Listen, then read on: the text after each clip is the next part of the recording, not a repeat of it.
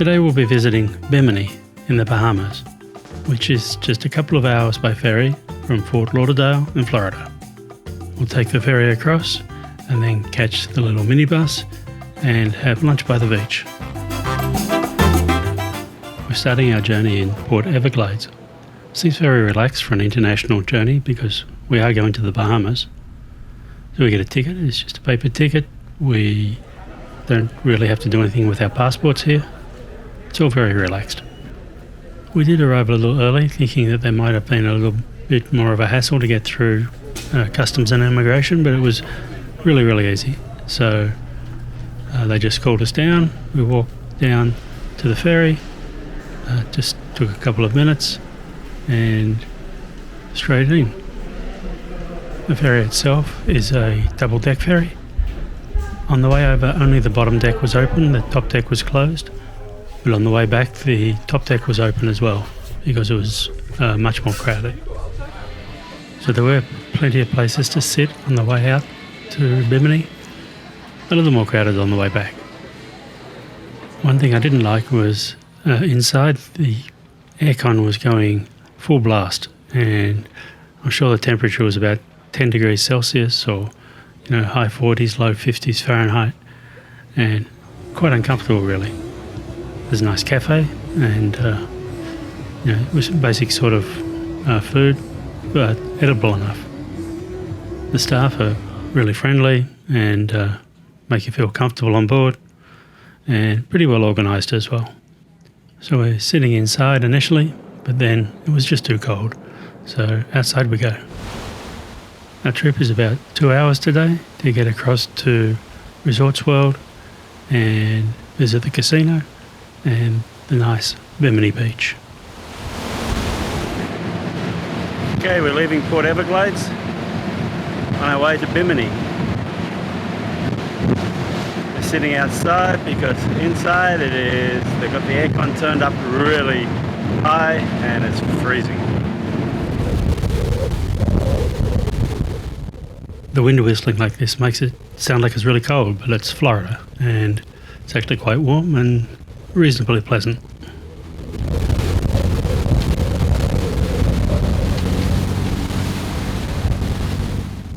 The sea is up a bit, which should lead to a interesting trip, but this is a huge catamaran ferry and very stable.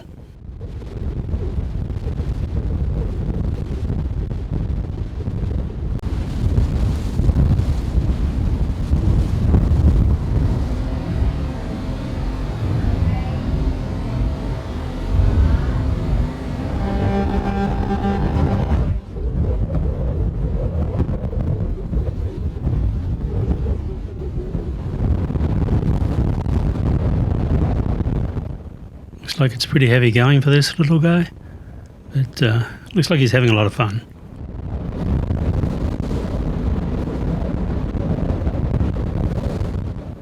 This landing craft is quite interesting, obviously on an inter-island route that taking supplies back and forth to the different Bahamian islands. And looks like the pilot is leaving the ferry and heading back to Port Everglades. I'm really impressed with the power of these engines. Twin turbojets, I guess they are, really pushes this thing along.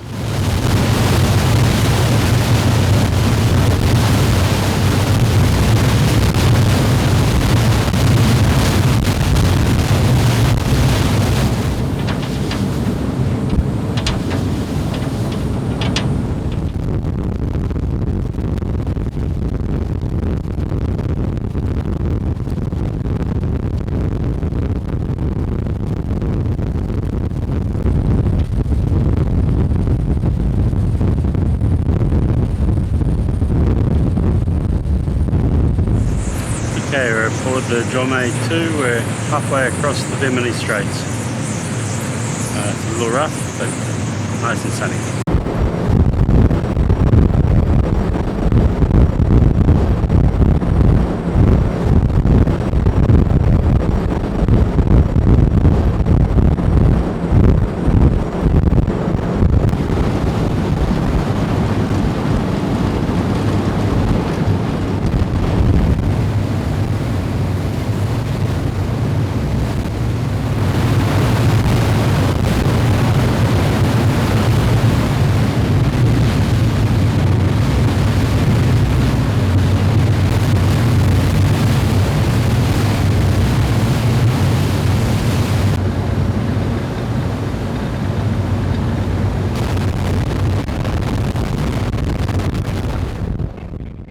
So after a couple of hours of pleasant sailing, we arrive in Bimini Port at the new jetty.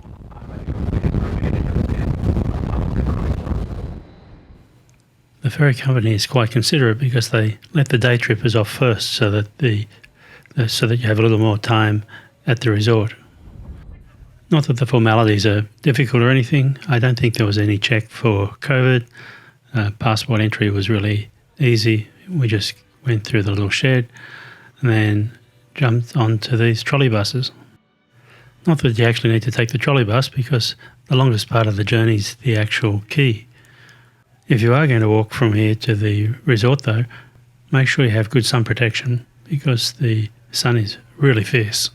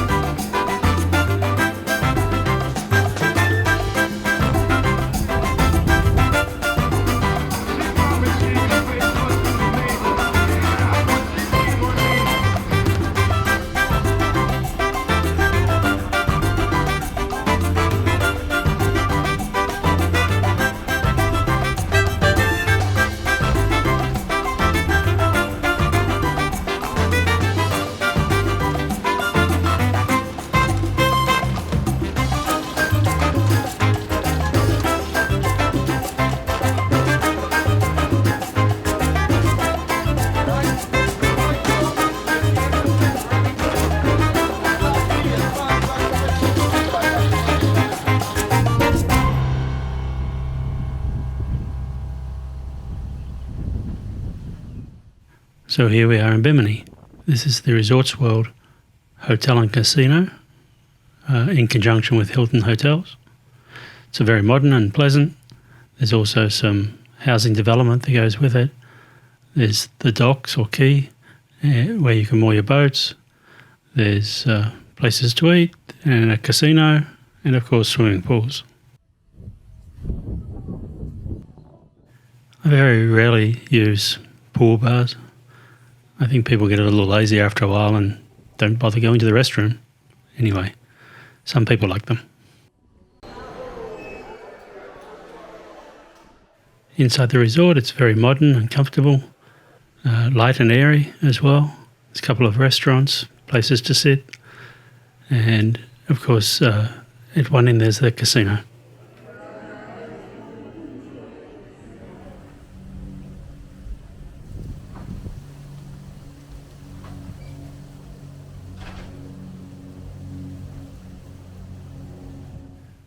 So as I said before, there are some docks here or some moorings where you can moor your yacht or powerboat, and there's also a housing development attached to the casino as well.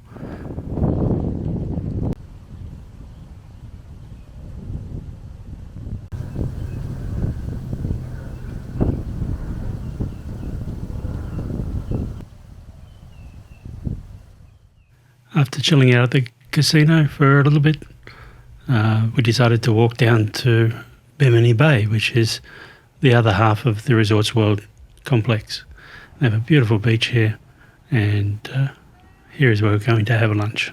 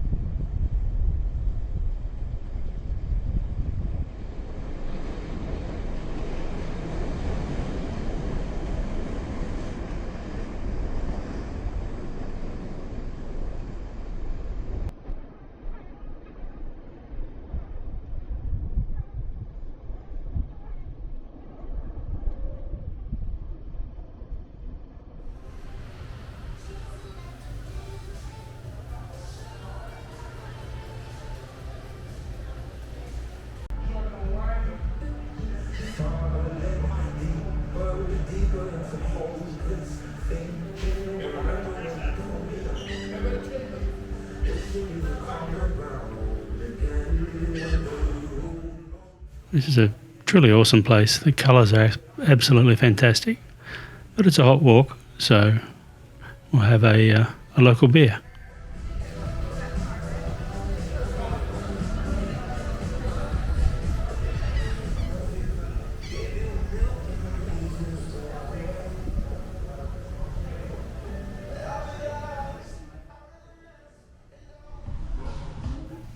So I was torn between the conch salad or the crab cakes, and so I chose the crab cakes. Very nice.